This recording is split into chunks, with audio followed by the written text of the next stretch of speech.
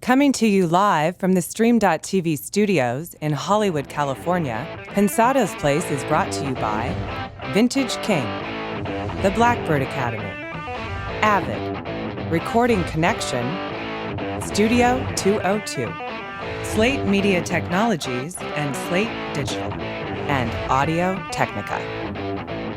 Our guest is an absolute triple threat with a spectacular view. We'll tell you what that means. We've got NAMM updates aplenty. We've got the final winner of the Isotope Ozone 6 contest. We've got 2015 rolling already, and we're going to roll you up in it. You're at the place, Pensado's Place.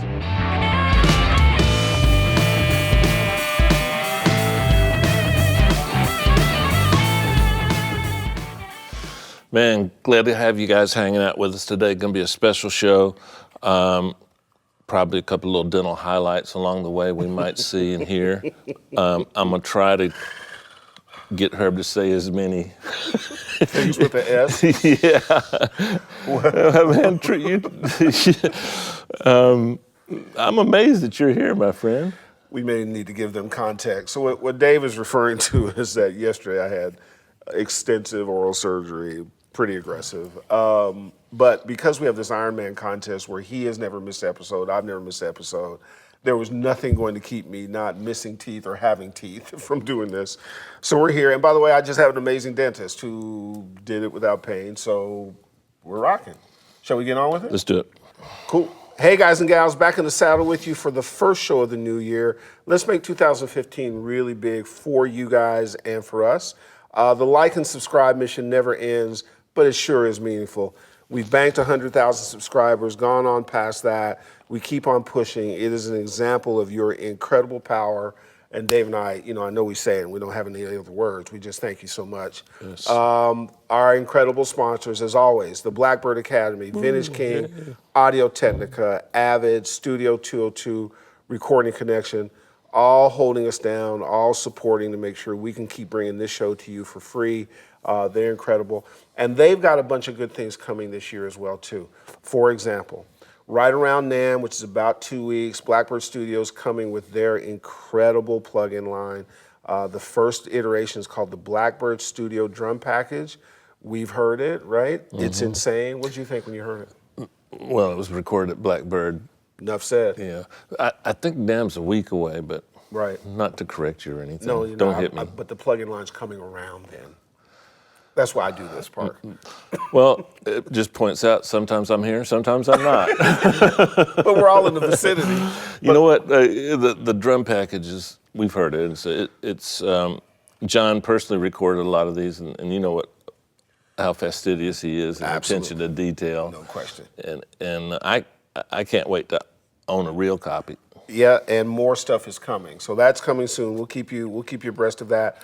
Audio Technica also has an aggressive slate of initiatives they're doing. Same with Vintage King, same with Avid. Big stuff going on in DC with Studio 202. Speaking of Avid, how about a tip from your friends Uncle Herb and Uncle Dave? This is a special insider tip. You may want to get your behind to NAMM this year post-haste, at least at 2 o'clock every day in Hall A at the Avid booth, which is number 6400. We're going to have some pretty cool guests. No, we're going to have the best guests at the place. At NAMM, you better believe it. So on Thursday, we will have Justin Meldal Johnson. Our you buddy. have seen him. Along with Ken Andrews, Another two buddy. complete bad boys. On Friday, not to be outdone or to outdo it, yes, we'll have the legendary Butch Vig and Dave Mustaine, lead frontman for Megadeth. We are going to rock the hell out. But that ain't all. On Saturday, we'll have the dog himself. Randy Jackson will be in the house. We've known Randy for a bunch of years. Yeah. You're going to see a side of him that you didn't know. This is one good cat, no matter what the stupendous success he's had. This is a bass player and a creative person, first and foremost. So you want to get there and enjoy these things. Start now. Cole is already in line just to meet Dave Mustaine. He is at NAMM now, and it's a week away. But you know us at Pensado, that's not all kemosabe. We're going to make sure we have a couple other things. We're going to get you some Pro Tools 11. Some people win that. Maybe a pair of headphones here and there. And what we'd like to do, because we've been blessed with this new studio, we'd like to give you some VIP invites to the new theater, which will be ready in about the top of February, if you'd like to come and see a live tape from Pensado's Place.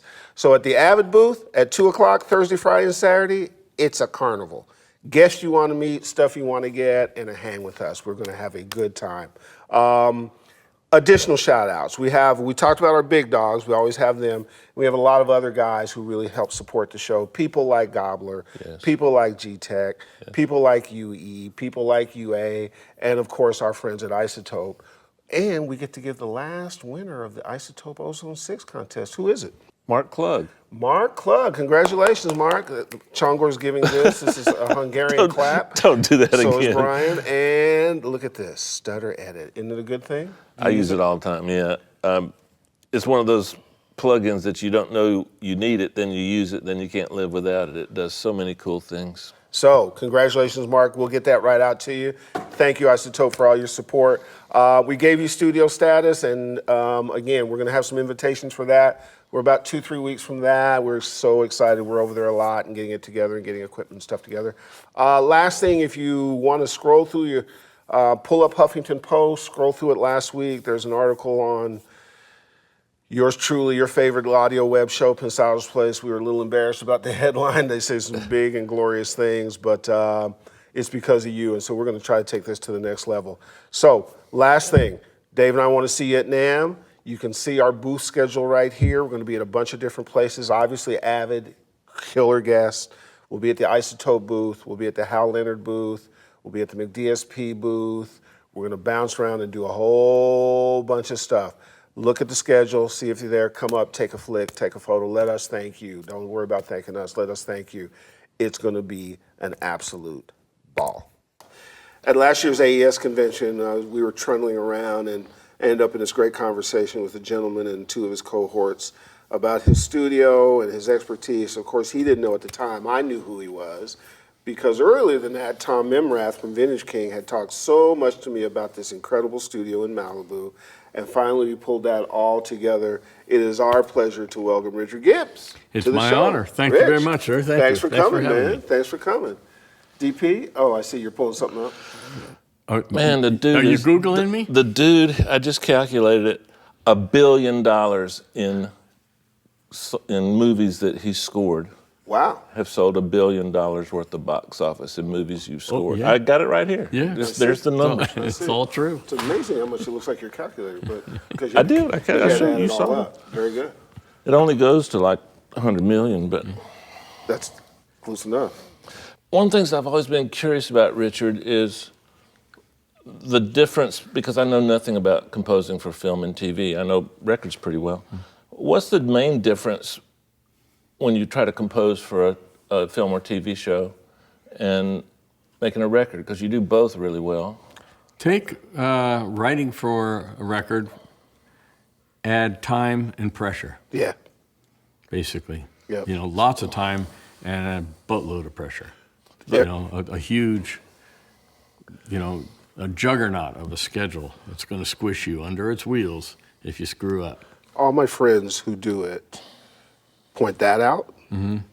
The committee process, a lot of people to serve, correct? Especially in TV. Especially in TV. Not so much feature films, although that's starting to go that way too. The beauty of films, as opposed to television writing, is that there still is that sacrosanct relationship between a director and a composer, Yes. for the most part. Right. And it's all, I just work with the director. I don't usually answer to the studio unless I do something horrible. That's freeing, actually. When we had our Ward Hake on from 20th Century Fox, from the television side, he talked about his process from his chair, and it felt pressure-filled, and because the demands that they're under, and it's insane. pilot season, It's and insane. trying to get people to do things for no money for pilot season, and then the big dog, all that kind of stuff. So it's got a lot of dynamics in it, correct? Yeah, there's no doubt about it. Does that stifle your creativity? But that's the good side of, well, it's the opposite though. When it comes creatively, I love it. When you're writing for film and TV, you're not trying to satisfy a 3-minute format, a song that has to have, verse, chorus, Right. bridge, and all of that. For that matter, you don't even have meter. You don't have time. When I'm writing film score, there's no time signature, there's no key signature when I first start out. There's no time signature. The key signature sometimes is implied, but any guy that plays, I'm starting to do this because I play trombone. Sure. And you play in an orchestra doing film music, there's no key signature. Everything is done with accidentals because you're shifting constantly to hit the mood of the picture. Amazing. So that's much more Probably freeing in freeing. that way. Yeah, it's really fun. It takes a second for somebody that's coming out of a songwriting background to free themselves up. But my education is classical composition, so it was a lot easier for me than, say, somebody that's strictly a songwriter. Being a neophyte in that world, do you always compose with a picture in mind, or do you compose just in your head and then they brute force the picture to you? Well, or do you get a concept from the director and compose to that? 90% of the time, 95% of the time, the movies that I've done, the movie is shot and edited by the time I'm brought on board. And that's usually how movies are done. They usually bring the composer in last for a host of reasons, mainly because it kind of makes sense. As the film is being shot, as it's being edited, it's changing tone. That's right. From the original concept. And it might be that what seemed like the right thing for John Williams at the beginning of it, then they realize, oh, you know what? This probably should be John Bryan. Yeah, right. It's got a different vibe to it. We've recast it, we've re-edited it, and it should be a different guy. So it makes sense to hold off to hire your composer, unless it's me, of course, because I can do everything. Of course, of course. And in the interim, there's placeholder music and stuff like that. Yeah, there's the dreaded temp score. I know, right? I've heard every that composer complaint. hates temp scores. People get married to it, and yeah. And it's daunting as a composer to watch a film with temporary music in it because now it gets married in your head. Yeah. Ooh. I have one advantage over most composers in that way, to toot my own horn in a funny way. I have zero musical memory. I have terrible musical retention. Really? So it's just I could never be a lounge pianist. I love it. I can't remember the songs. Oh, that If you works. ask me to play Happy Birthday, I have to think about it theoretically, honestly. Is that right? It's a flaw in my What an amazing musical- thing. I can play one Stravinsky piece, one Keith Jarrett piece, and I'm done.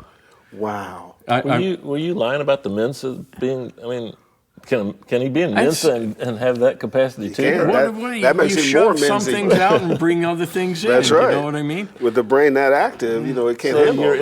improvisational skills must be monstrous. Well, as a session player, for years I was a session player as well, and that was one thing that was very helpful to me. I tend not to, and as a composer it helps me, I tend not to inadvertently copy something that somebody else has done because I don't remember. It's not there for me. So He's doing this to have a record for his court trial coming. Well, what I love is that Plagiarism. so many people made it part of his genius. They just didn't know he forgot. His mind is so agile. That's really amazing. So anyway, the temp scores never have personally bothered me creatively. There is a problem, though, when you get directors and so on, they're working on the movie, they're editing it, and they're watching the temp over and over while they're doing it, and they become married to it. For our audience, that community, to get into that community, beyond the skills that you have, right? One, you have to have a passion for it. Two, it's probably relationships and people who give you a shot. Is that how you kind of work your way in, or? Boy, It's a tough thing. Well, the story of my life, my career, every aspect of my career has been one of serendipity and incredible luck. So. What? Oh, no. See, Mr. Serendipity, not luck. I had a great plan. Oh, great, exactly. That's my plan, My serendipity. plan was to have no plan. Right, exactly. My plan was to meet Herb. Same plan. Well, it worked. Can I get a herb for Christmas for next year? But so it just, you've followed the course. It came to me, Yeah, honestly. really. I was, like I said, I had a degree in classical composition. I went to Berklee College of Music, and I did study film scoring while I was there, thinking it would be something that I'm doing when I'm an old man. Well, I am an old man now, but at the time, but I ended up doing it much earlier. Right. People found out that I had this background and started calling, hey, you want to try this? You want to do this? Really? And because I already had the training, I could just go right into it. Now today, that would be a harder thing to happen. I don't know. Yeah, I don't know. Yeah, you maybe know? not. Maybe not. I've mentored guys and helped them get started, and boom, you know, and other people can beat their heads against the wall. Well, maybe a better way to put it is that if you have demonstrated some skill someplace that people notice, then you might get the call. Like That's true. You can't just want it and then show up. Like you have to have something about you that people. Is that fair? Yeah, I'm gonna phrase the question backwards. I've got so many friends whose career has slowed a little bit on the record side, and they all say the same thing. Oh, I think I want to score for film. It's not that easy. It's just not that easy, right? Well, it takes time. It takes time. It takes a talent for it. It takes a passion for it, as you said. So it's not just like, oh, I want to do it now because I can make some money. First off, I think it's a mistake to do anything because you're going to make money at it, especially in music. if this is why you're in music, please get out now. You know, go get your law degree. Do something else, anything else. That's right. But you know, one of my favorite quotes is from all people, Kobe Bryant. I heard him one time on an interview, and he said, "Don't chase money, let money chase you." And I loved that, you know. I don't follow any of his other advice, but that one, So it was, I don't even know where I was going with that. Well, but it's just the fact that sometimes if you go down the course of life and just function, sometimes life finds where you should be naturally. That's what happened with this show. Well, and you were talking about the guys that, you know, rock and rollers or whoever who find their career slowing down. Now they want to score movies as a way to stay in the music game one way or the other. I can't tell you how many times people come to me and say, hey, I've written some music and it sounds like film music. Right. And what do you think, Richard? And first I always say, please don't send it to me. Right. Because you don't want the honest answer. Right, exactly right. And then and they say, no, I really want your honest. Okay, they always say they want the honest answer. No, send it, and I'll listen to it. And sometimes it's abysmal, but sometimes it's good. But the point is this. It's easy, honestly, to write music that sounds like film music. Right. That's not the game. Right. That's like 1/10 of it. You have to score to picture. You have to know how to understand how picture works. You have to tell a story with music over 120 minutes. You have cues. You have all kinds of things. It's not so simple. Yeah, you can. Yeah, anybody can write. Anybody can. You could score a horror movie right now just by going. Oh, that's done. Done. Sounds like film music to me. Absolutely. I did that this morning. Film music. Absolutely. But is it film music? No. I'm fascinated when I read that you had collaborated with RZA. How was that working with him? Because I was surprised early on when he was doing films, and now he's like an established guy. Well, he's an established guy as a director and an actor. Right. Not as a music person. Yeah, no, not so much. I mean, he was. That was kind of a forced marriage. It was Barbershop 2, and I was hired to score that, and somebody had the idea, well, we need somebody to do beats. And I'm like, well, really, it's not that hard. That complicated. I'm not. And it's Barbershop. It's not like a gangster flick in the street. I can do beats if you want, but if you want to hire some guy, and they go, we got RZA from the Wu-Tang Clan. And I knew who he was, but I never met him. I said, cool, if you're paying him, that's fine by me. Right, you know, I'd love to meet him. Right. And we met and immediately hit it off. It was just, cool. He's so smart, you know, and talk about street smart. That's exactly. the guy, right? That's exactly correct. It took me a second, and still to this day, when we talk, he's rented my studio since, and we've remained friends. It always takes me a second to understand what he's saying. Yeah, exactly. Because he's got that Staten Island thing going on. It's a whole other thing. What? Sorry, RZA. Sorry, dude. That's great. But we had a blast working together. It was really fun. Well, you make an interesting point, as do you. Like, I'm a film goer, and I've gone for years, you know, since I was in high school.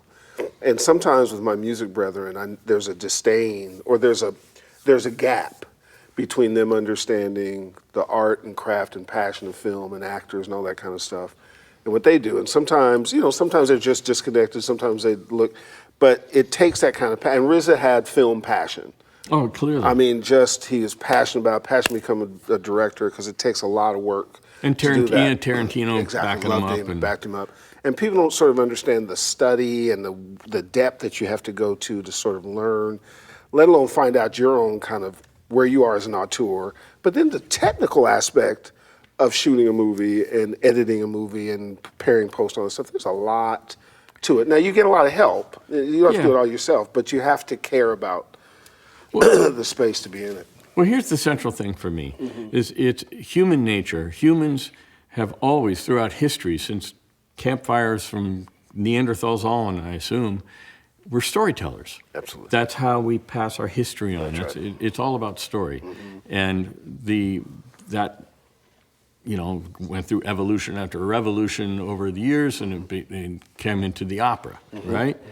Do you know what opera means? Opera is the plural of the word opus. Opus means a work, like an opus, Beethoven opus or whatever. It means a work. It's a plural of that, meaning it's a collection of works. Oh, I didn't know that. So it's like the composition, the lyrics, the acting, the set design, all of that. Film is our modern day opera. So it's this huge conglomeration of people of various technical skills and talents and abilities, but all it gets down to, at the end of the day, is a campfire story. Sure. Telling a story and engaging somebody. Everything else, all the gear, these cameras, the microphones, all these skills that we have, to me, they're actually impediments in the way of the story. I have to get to the story. And as a composer, that's what I hope to do, is to help tell the story. And ultimately, it is exactly the same thing as music or other art forms and stuff. If you don't have a great song with a great story in there, you're not going to have a great hit. If you don't have a story with a film, you're not going to. And sometimes when I'm in those debates, I'll say, guys, it's really the same. You just have to kind of look at it as the same. It's fascinating when you go there. Where's the magic? Observe this interviewing skill. Okay. Speaking of stories, give me a Korn story or a Robert Palmer story. Oh, that wasn't a good segue. That was good, wasn't it? Back to us when you get done. No, forget him. Give me a Robert Palmer story. The Robert Palmer. Sneaking Sally through the alley. Sorry. Okay, I was a huge Robert Palmer Me fan. too, man. All right? Me too. Still am. Me too. Well, musically. He's no longer with us. That's right. I was in the Bahamas working at Compass Point I was a session player, right? So I got hired as part of a crew of guys to go there to work with. Was Chris Blackwell around? No, but I heard stories about that. Oh, but I got a few myself. Yeah, okay. We'll come back to that. Yes, we will. So I'm there staying in a condo working on this album for not George Michael, the other guy in Wham, Andrew Ridgeley. Yeah, right, exactly. And they put me up in a condo that had a common wall with Robert Palmer's condo. But Robert wasn't there. They said that his engineer would be staying there from time to time. I can't remember his name all of a sudden. So anyway, one night I would go to bed early because I get up in the morning and go skin diving. Nice. Out in front of the condo. It was right on the water, right across the street from Compass Point, which is just idyllic. Have you guys ever been to Compass Point? No, I've never been there. I don't know what's going on with that studio now, but it was stunning. It was such a great place to work. Yeah. But this one night, so I go to bed I'm asleep by 10:15. Around 10 o'clock, I start hearing music coming through the walls. It's like this. Just pounding through these coquina rock walls. Damn, that's loud. An engineer's cranking it. Eric Thorngren, E.T. There you go. That's it. So the next morning, I get up, our crew gets together, and I'm like dragging ass. I hadn't had my morning swim. I go, what happened to you, Richard? E.T. was cranking it all night, kept me up. They're gonna have to move me or something, or complain to him. And he said, yeah, they're all full up. You have to figure something out. And Andrew started laughing. He goes, that wasn't E.T. I go, it's Robert Palmer. He came back last night. I said, oh, damn, I can't complain to Robert Palmer. He's like one of my heroes, right? I love his music. The album Pride was one of my all-time favorites. Great record. I said, I can't. And then the engineer on the sessions, Gordon Fordyce, a good buddy of mine, Gordon says, no, you complain, do it. I said, okay. So I wrote a letter of complaint to Robert Palmer. I love it. And put it in his mail slot at Compass Point. And the letter said, "Dear Mr. Palmer," I've memorized it. "Dear Mr. Palmer, as a great fan of yours, and no slouch of a musician myself, I just wanted to say what a great honor it was to hear your new work in progress last night. However, I'm not done. Hold on. However, I feel it needs some additional keyboards in the second verse. Love it. Please don't hesitate to call if you continue to work on it. I guarantee I will be awake." And sign my name. Oh, high five. that is so smooth. And so I love that. That afternoon, he calls over to the studio while I'm out in the room playing, and I get a call. And I think it's that traditional musician joke. That, Sure. "Hey, Miles Davis is on the phone." Right, exactly. For you, Right. But, it's Robert Palmer. Says, and I hear all this laughter in the background. Says, "Would you care to come over for a drink after you're finished?" I go, "Oh my God, I can't believe I had the balls to do that." I'm so sorry. Come on, come on. So I come over and his band's there and they're just laughing their ass off over the letter. And we hang out and we just hit it off immediately. Wow. He was a musical genius and musical raconteur. And he had both of our condos had these 2-story walls. Mine was just a wall. Mm-hmm. His was a 2-story library with one of those library ladders. Wow. Filled with albums. Really? Thousands and thousands of albums. Wow. I mean, he would go up on the ladder and say, "Hey, have you heard this one?" and pull out the Boondoo Boys or some bizarre stuff. And he was testing me. Wow. And I could hang because I was really into a lot of different world music. Sure. And just had a fascinating conversation. Then at the end of the conversation, he says, "Tomorrow's your last day. You want to come over and play after you're done?" I go, "I would love to." So I played on the demo, and I thought a dream achieved on that same track that had kept me up the night before. Go back home. A week later, I get a call. Answer the phone. My gear still hadn't come back yet, right? It was still in transit. Rocket cargo, right? Right. And That's it. I'm like, Rocket. "Hello." I said, "Richard, it's Robert." "Hey, Robert, how you doing?" I'm doing a new project over at Compass Point. Would you care to come play on it?" And I go, "Sure." "When?" He goes, "How's tomorrow?" I'm The there. airport. Absolutely. So we turned the plane around basically, and I went, and then ended up working. That led to me going to Milan with him and working on Simply Irresistible. Wow. Oh, wow. And that whole album, Heavy Nova. So, He was an incredible. I thought he was one of the early guys who there was a combination of blue-eyed soul and rock in him, and that sensibility from England. That there's an appreciation for R&B based stuff, but he was just as much a rocker Absolutely. in a cool way. And then he did the whole suave thing early. before Brian Ferry. Way early. Yeah. And you're like, I want to be like Robert Palmer. Even before the video with the women, it was like, this dude has a thing. He didn't like this woman. No joke. I asked because he was doing. We're talking about Addicted to Love. Addicted to Love, Yeah. and then and so he was saying, well, Simply Irresistible got picked as the next single. Yeah. Oh, by the way, I was uncredited. It was when he originally brought it in. It was a down tempo shuffle. So the band's playing. It was like, "She's so fine, there's no telling where the money." Really? Like that. And that's how we initially cut it. Yeah. And I was like, now I came out of Boingo where everything's like, That's right. Right. as fast as we right. can, 16ths. So I pull Donnie Wynn, the drummer, a great drummer, really cool dude. You should have him on sometime. He's got stories. I pulled Donnie out in the hallway after we cut it. I said, I think that, if we pick up the tempo on it and straighten it out, I think it's a hit. Like I know, but it's like, "She's so fine," and telling her, "There's no telling where the Exactly. And Donnie's like, "Yeah, I think you're right." He pitched it to Robert, and the next day we cut it, and that was the single. Wow. I don't get royalties for that. Wow. Yeah, but you made it on the show. No, yeah, that's true. But Robert did a greatest hits compilation later and told stories about all these different songs. And he tells a story about that song. It was on the liner notes. Said, "Yeah, Donnie Wynn came to me with this idea," and then so we recut it. It's like, Right. Damn it. There's Donnie- a word for my name in there someplace. Yeah. Wow. Donnie denies it, but I know it's Guys, true. Amazing. one of my favorite combinations is Eric Thorngren, E.T., and Addicted to Love, and the song that he's talking about. His use of delays, it's just spectacular, that combination. I love what E.T. did on those two albums. Well, Robert always had a vision of what he was doing. Oh, and I didn't tell the girl story. So he's doing, he tells me he's going back to New York to shoot the video for Simply Irresistible. And I said, "Hey, can I be like, there for the casting session? You know, he goes, yeah, it's going to be like the same kind of thing, same girls. He goes, oh, so was that like, did you pick those girls? He goes, that actually, they aren't my style. I said, what? He goes, nah, that's. He said, I like girls with meat on their bones. That was not his thing. He really has some brother in him. Oh, I'm telling you. I'm telling you. My man.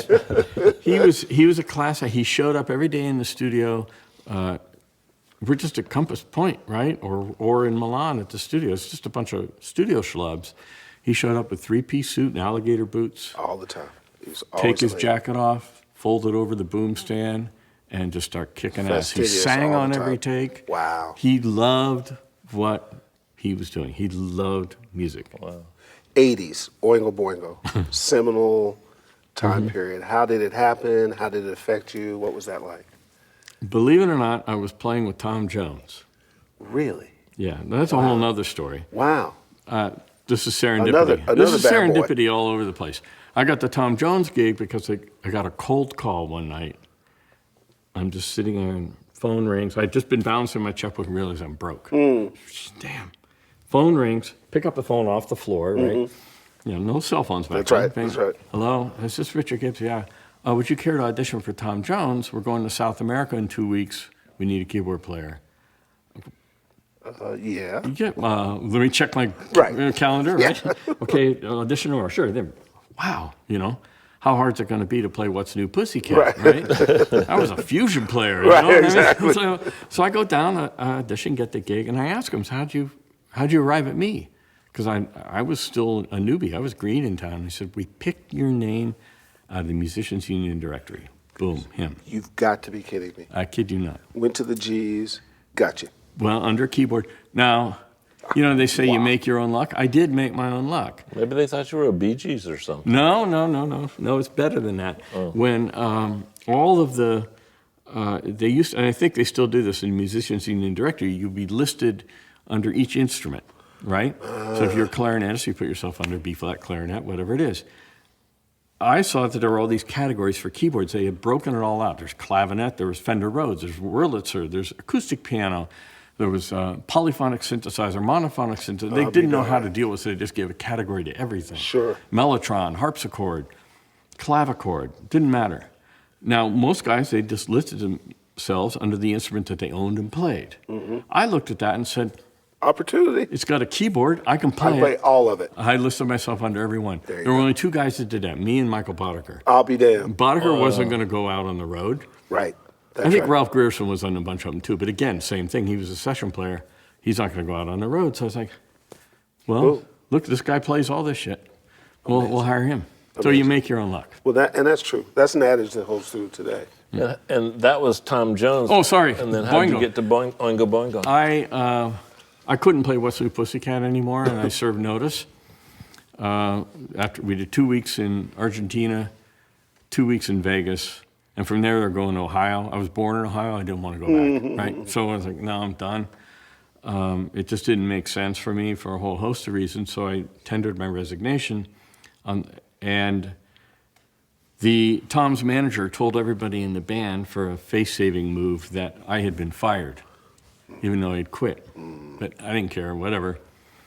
One of the other keyboard players in Tom's band, on the last night of the gig, feeling sorry for me, said, "Yeah, oh no, I understand you quit." You know, very no, I don't care, whatever.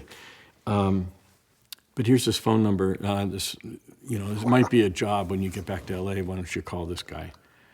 And that was Danny Elfman's number. Oh my God. And that's That how I was ended up in Boingo. serendipity. My goodness. And the other coda to that story is that guy that gave me the number was Jonathan Wolfe, who went on to write the music for Seinfeld and became a millionaire himself. No joke. So, wow. Tom Jones. Unbelievable. Who knew? Everybody thinks all the great players came out of, Miles Davis. Nah, Tom Jones. So the Oingo Boingo energy in that time period, and it must have just been. Oh, I came in. Could you realize what was going on while it was going on, or do you see it now? Oh, kind yeah, of reflecting back? no, I saw it Because it was then. a big deal.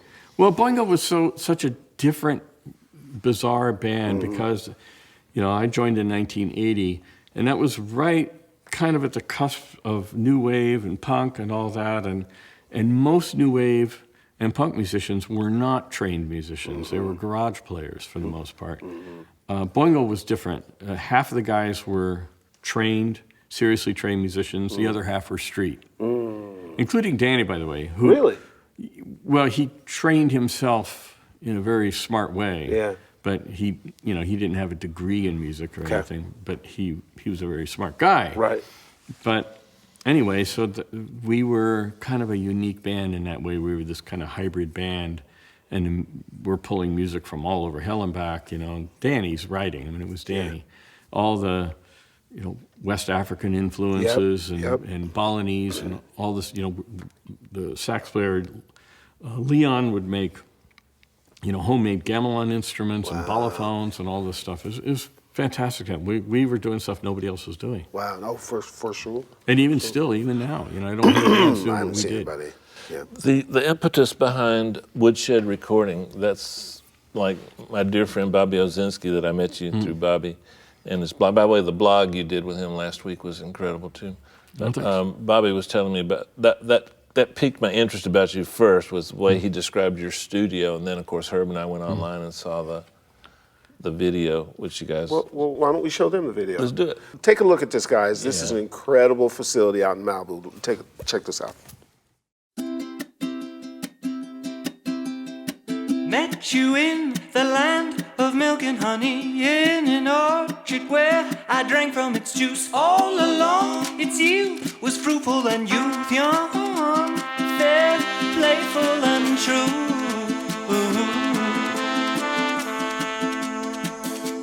Young, fair and true. We had to sing about the truth.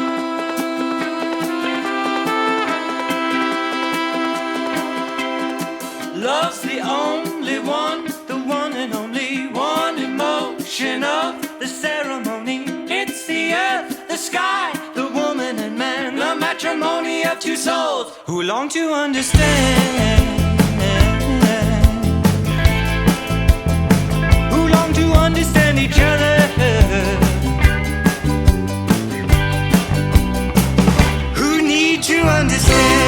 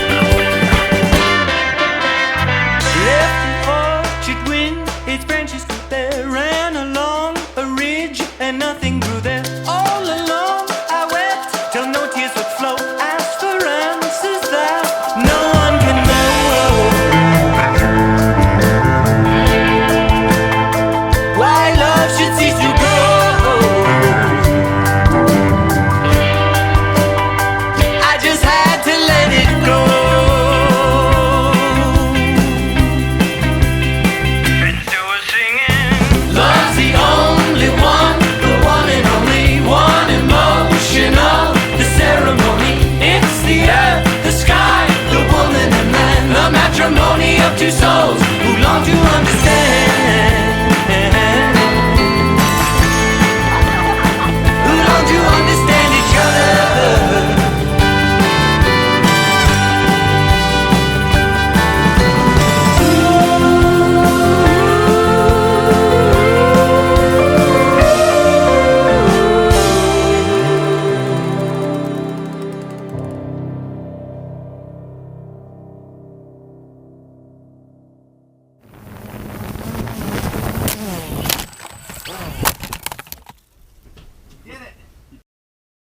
Not too shabby, right? I mean, that's an incredible facility. you don't put that kind of facility together without thinking about it. What was the impetus? Was it about just having a place that married those sort of elements, or just a place that was home, place for other people? What was the thought process? I spent my life in recording studios, right? You know, like all of us. And I've grown to, I wanted to have my own home studio, a place where I could work, but I didn't want to feel like a doctor who's building an operating room in my backyard. Yeah. You know, and I wanted it to feel completely different than any other studio I'd ever been in. And I designed it just for me.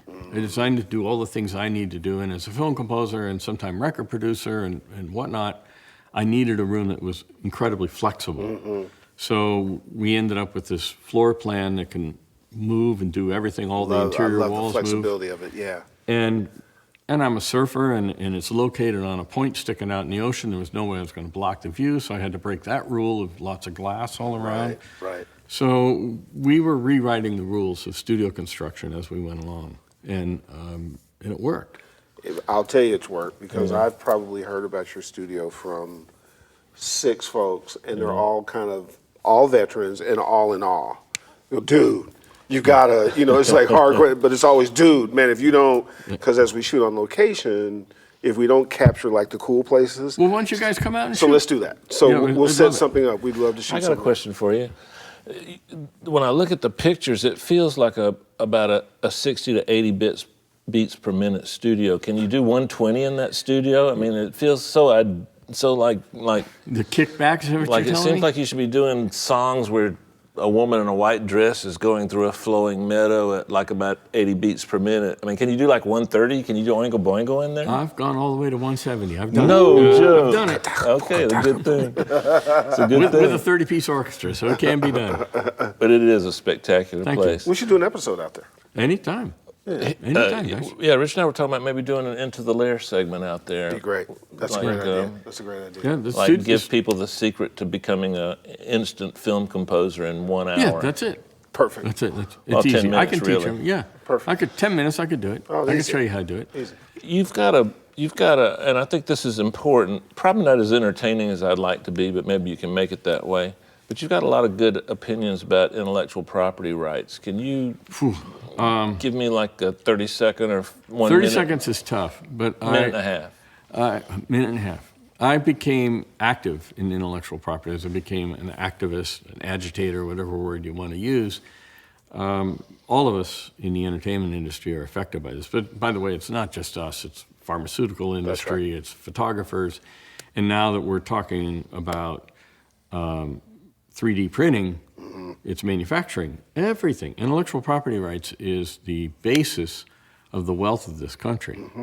A friend of mine who has one of the largest pharmaceutical companies in the world told me that he had commissioned a study and determined, I can't remember the exact number, I think it was like 75% of the wealth of the United States is based on intellectual property. And it's America's biggest export. Entertainment is our second biggest export. That's right. Our first biggest export is arms. Yes.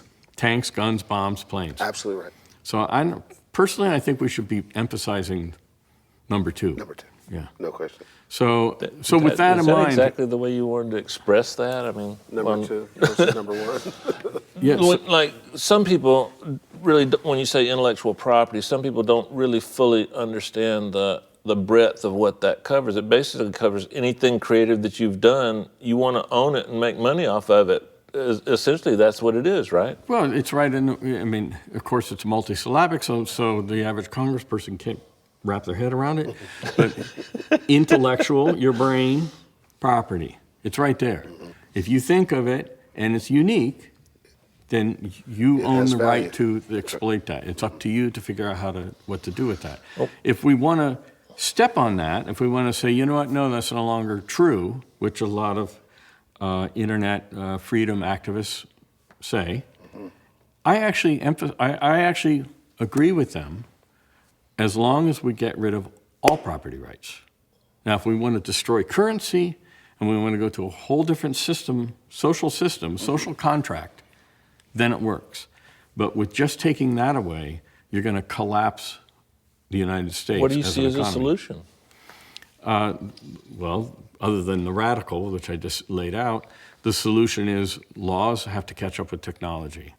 And this isn't the first time in our history. Go back That's to right. the advent of radio and the beginning of BMI and ASCAP and the wars that went on there for years and years while they tried to figure out how to make laws that so people can make money that write music and perform music on the radio. Yeah, that works for America, but that's only a tiny fraction of the problem. The problem's global. So how do we make? Well, we lead.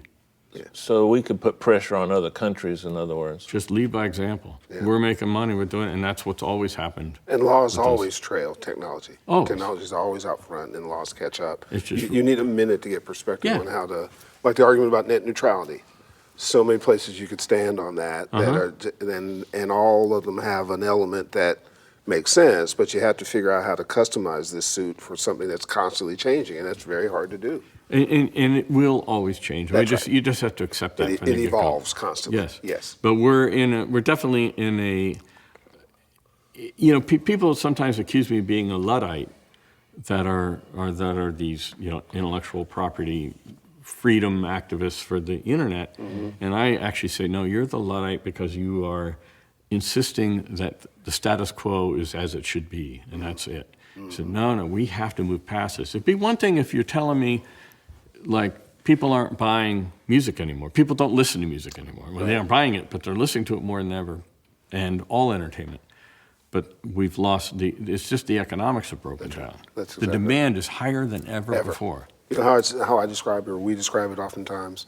The music business is fine. The record business is in trouble, and because the access to music, the way to move it around, all that kind of stuff, could not be broader. As a matter of fact, there's so much, it has sunk certain companies like MySpace and other things. It's just too much, and so with all that stuff, figuring out the economics of it, figuring out how creators still get paid, figuring out how to. That's the part that.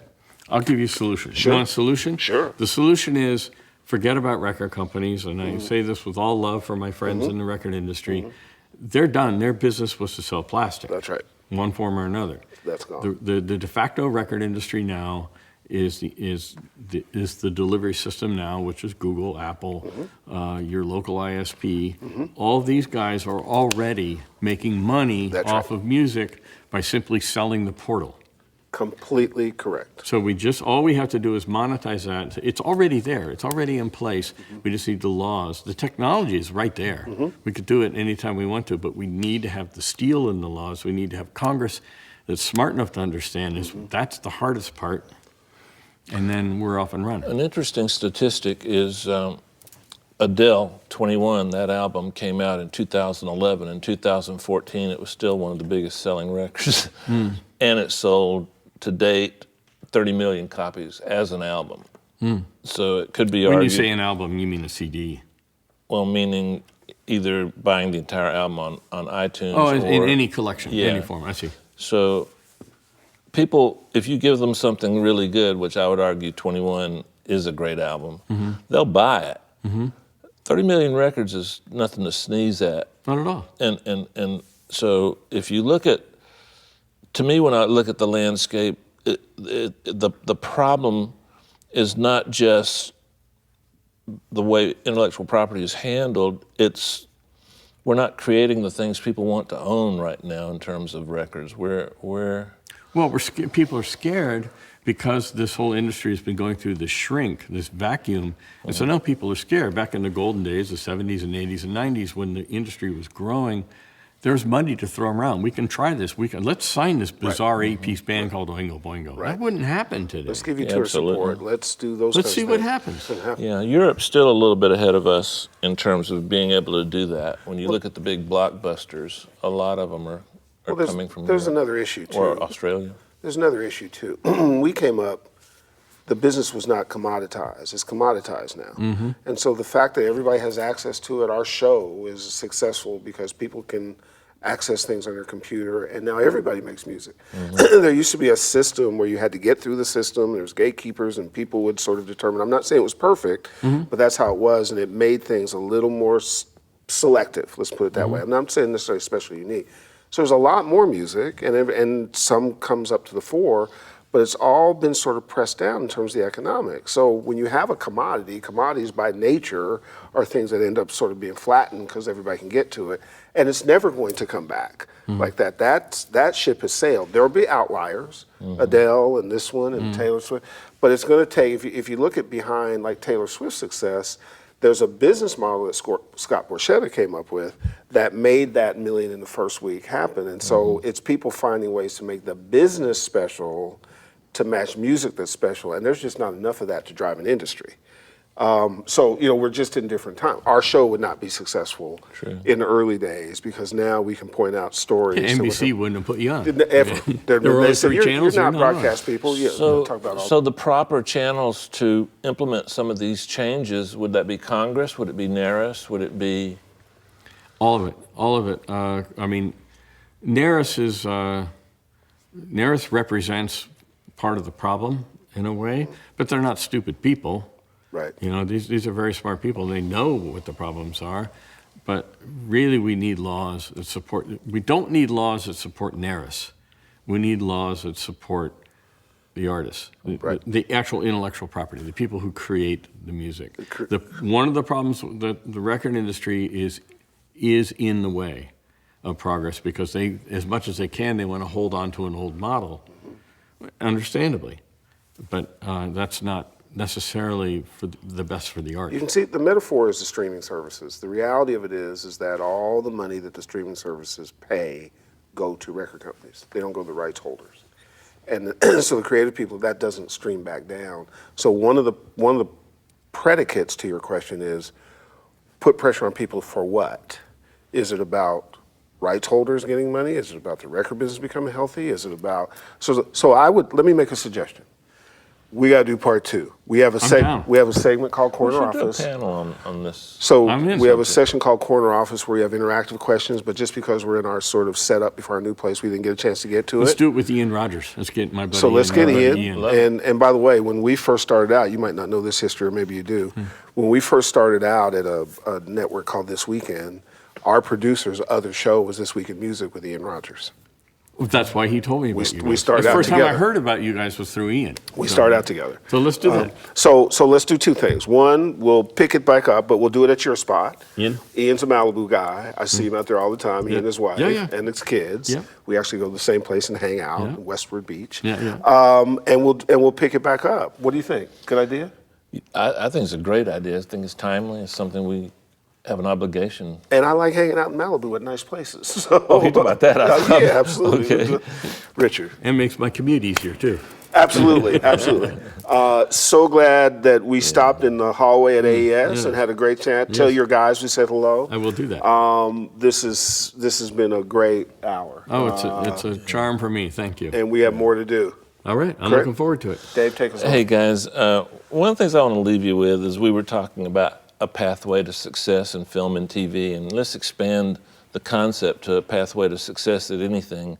I would argue that people that get really good and get the top of their profession on some level, they don't realize they're getting good. They don't remember getting good. It wasn't the need to make money so much as just a passion that you couldn't control. I talked to so many people, and they wake up in the morning and they do what they do. It's just that simple. And what Richard described today, I think, is a perfect example of just a passion that carries you through the rough times and the broke times. And if you stick with it long enough, I'm pretty sure you can make it. So research him a little more. It's a great story, a talented guy, so many levels.